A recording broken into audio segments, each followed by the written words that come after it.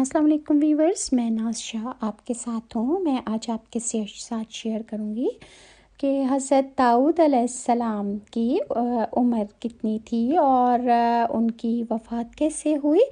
اور حضرت آدم علیہ السلام نے کس طرح اپنی عمر کے کچھ سال جو تھے وہ حضرت داؤد علیہ السلام کو عطا کر دیے تھے۔ حضرت داؤد علیہ السلام سے قبل بنی اسرائیل میں نبوت جو تھی وہ آل یعقوب میں تھی، جبکہ بادشاہت دوسرے خاندان یعنی یہودا بن یعقوب میں تھی، لیکن اللہ تعالیٰ نے پہلی مرتبہ دونوں اعزازات ایک ہی شخصیت میں جمع فرما دیے، یعنی حضرت داؤد علیہ السلام اللہ کے برگزیدہ نبی اور رسول تھے، اور اللہ تعالیٰ نے انہیں بادشاہت سے بھی نواز دیا تھا۔ انبیاء کرام میں حضرت آدم علیہ السلام کے بعد حضرت داؤد علیہ السلام ہی وہ پیغمبر ہیں جنہیں اللہ تعالیٰ